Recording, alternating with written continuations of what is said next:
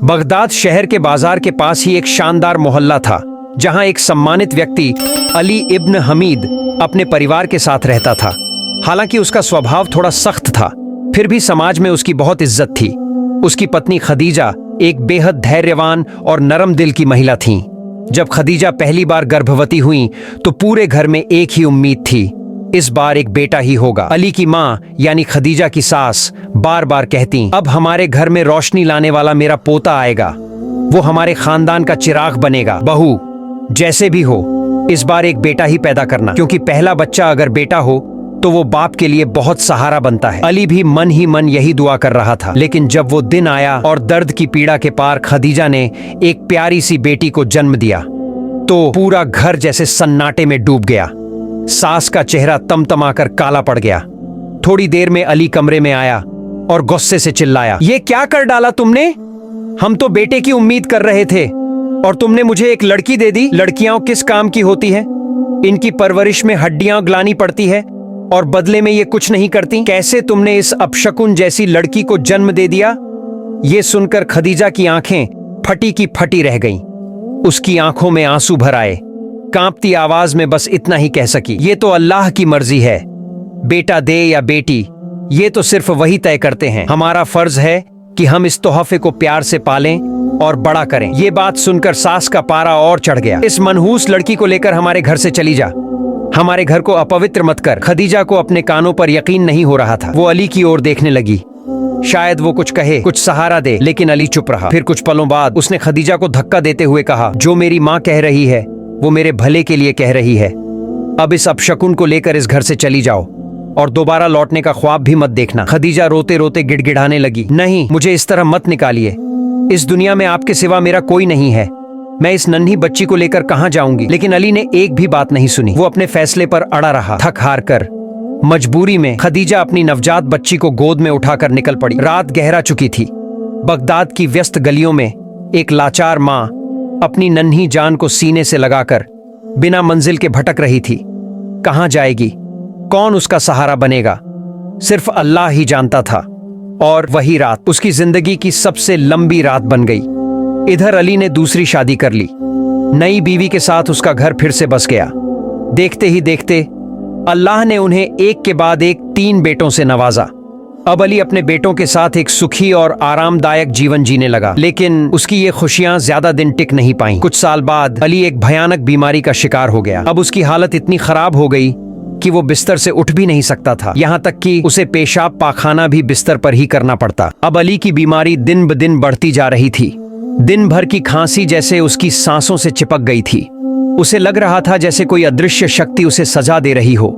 दिन रात बस खांसी की आवाजें, बिस्तर पर ही पेशाब पाखाना। अब उसके बीवी बच्चे उससे परेशान हो चुके थे। उसके बेटे कहने लगे, अब तो हमसे नहीं सहा जाता इस बूढ़े को। अरे आजराइल इसे क्यों नहीं ले जाता? कम से कम सबको दुखी करके तो न मरे। फिर उसकी पत्नी बोली, मत बोलो, अब तो लगता है जल्दी मरेगा भी नहीं। इसकी बीमारी ने तो हमें भी जीने नहीं दिया।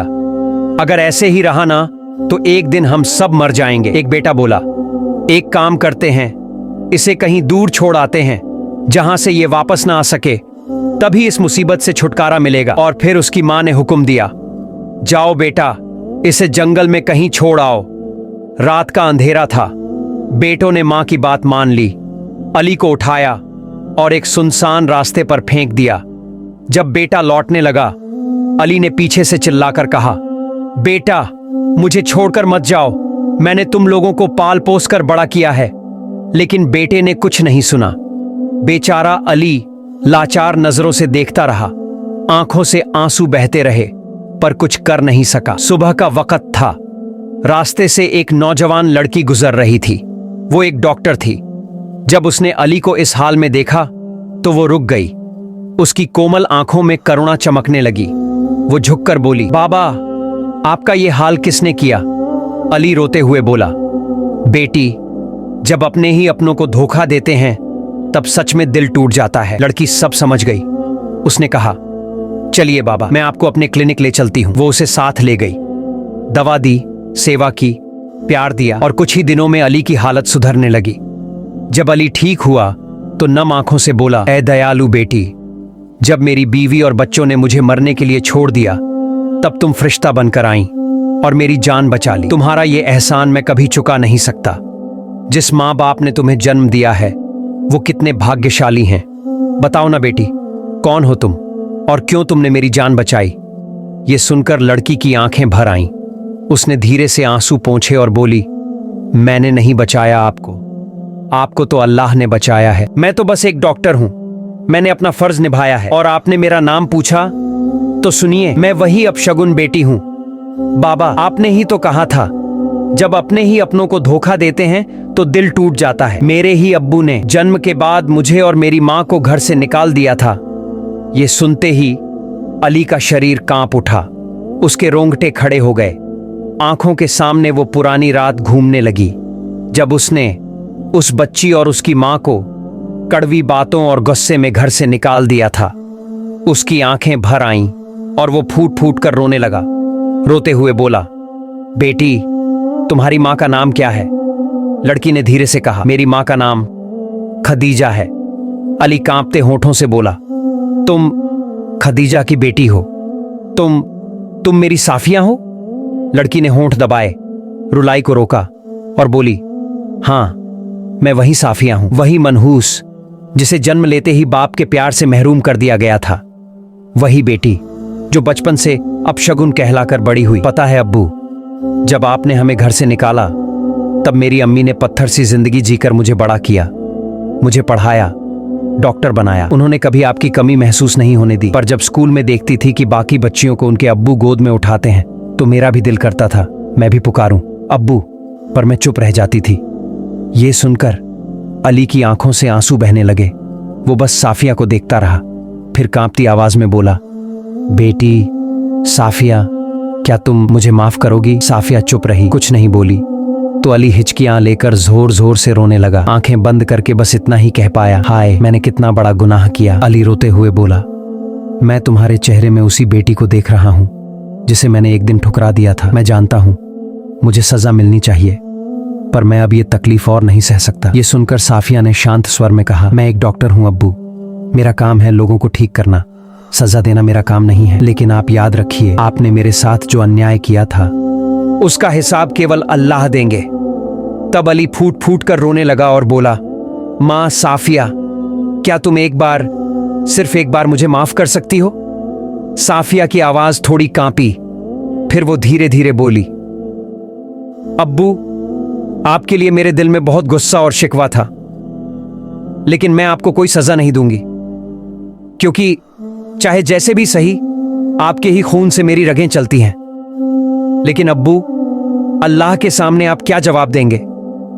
ये सुनते ही अली ने अपना सिर नीचे झुका लिया। उसके होंठ कांप रहे थे। मां, मुझे मालूम है मैं माफी के लायक ही नहीं हूं। मैं तो बस एक बेटा चाहता था जो मेरा नाम आगे बढ़ाए, पर मुझे समझ नहीं आया कि असली वारिस बेटा नहीं होता, उसके कर्म होते हैं। और आज वही बेटी जिसे मैंने एक बोझ समझा, वो मेरी सबसे बड़ी राहत बन गई। अब साफिया कुछ नहीं बोली। एक सुबह अली अपने क्लिनिक के बाहर बैठा था, अकेले, गुमसुम, सोच रहा था, क्या मैं इतना बेकार था कि मेरे अपने भी मुझे छोड़ गए? तभी पीछे से एक नरम सी आवाज आई, अब्बू। अली ने मुड़कर देखा, साफिया खड़ी थी। साफिया मुस्कुराते हुए बोली, अब्बू, अल्लाह ताला किसी को भी बेकार नहीं बनाते, वो हमें सिर्फ हमारे कर्मों से आजमाते हैं। अली चुपचाप बैठा रहा, हर शब्द उसके दिल में उतर रहा था। थोड़ी देर बाद वो धीमे से बोला, मां साफिया, अब मैं कहां जाऊं? साफिया ने उसकी आंखों में झांक कर कहा, अब्बू, क्या आपने कभी मेरी अम्मी को ढूंढने की कोशिश की? यह सुनकर अली जैसे जम गया। खादीजा, वही पहली बीवी जिसे उसने और उसकी बेटी को उस काली रात में घर से निकाल दिया था। उसी वक्त खादीजा ने कहा था, जिस बेटी को अल्लाह ने भेजा है वो कभी मनहूस नहीं हो सकती, और एक दिन जब तुम अकेले रह जाओगे तब यह हकीकत तुम्हें भीतर से तोड़ डालेगी। अली की आंखों में आंसू भर आए। साफिया ने कहा, अब्बू, मैं जानती हूं अम्मी कहां हैं। क्या आप उनके सामने खड़े होने की हिम्मत रखते हैं? अली ने धीरे से सिर हिलाया। फिर दोनों निकल पड़े, एक अनजाने सफर की ओर। शहर के एक कोने में एक छोटा सा कुटिया था। साफिया वहां जाकर रुकी। दरवाजे पर खड़ी थी एक बूढ़ी महिला, धूप से झुलसा चेहरा, पर आंखों में एक अनोखी शांति थी। अली ने जब खदीजा को देखा, वो सन्न रह गया। क्या कहे, क्या बोले, समझ ही नहीं पाया। अचानक वो जमीन पर घुटनों के बल बैठ गया और जोर से रोते हुए बोला, खदीजा, मैंने तुम्हें खो दिया। मैं जानता हूं मैं माफी के लायक नहीं, लेकिन मेरी बेटी को तुमने जिस तरह से बड़ा किया, उसे इंसान बनाया, उससे मेरे पाप कुछ हल्के जरूर हो गए हैं। क्या तुम मुझे सिर्फ एक बार माफ कर सकती हो? खदीजा चुपचाप खड़ी रही, फिर बहुत धीरे से बोली, तुमने मेरी बेटी को नहीं अपनाया था, पर मैंने तुम्हें अपनाया था, तभी तो उसे इंसान बना सकी। मैंने कभी तुम्हारे लिए सजा नहीं चाही अली। मैं तो बस ये चाहती थी कि तुम एक दिन सच को समझो, और जब आज तुमने सच को अपना लिया है, तो बताओ मैं तुमसे नफरत कैसे कर सकती हूं? यह सुनते ही अली आश्चर्य से देखता रह गया। इतने सालों बाद भी खदीजा का दिल इतना पाक। सोचते ही अली की आंखों से आंसू बहने लगे। उसने कभी सोचा भी नहीं था कि खदीजा उसे माफ कर देगी, पर माफी मिलने के बाद भी उसका दिल बेचैन था। वो फिर पछताने लगा। खदीजा, अगर मैं वक्त को वापस ला सकता, काश उस रात तुम्हें रोक लेता। काश मैं समझ पाता उस वक्त की अपनी गलती। वो लगातार अफसोस करता रहा। तब खदीजा ने बहुत नरम आवाज में कहा, इतना अफसोस मत करो अली। अल्लाह ताला उन्हें पसंद करते हैं जो अफसोस नहीं बल्कि अपनी गलतियां सुधारते हैं। वो हमें गलतियों से ही सबक सिखाते हैं।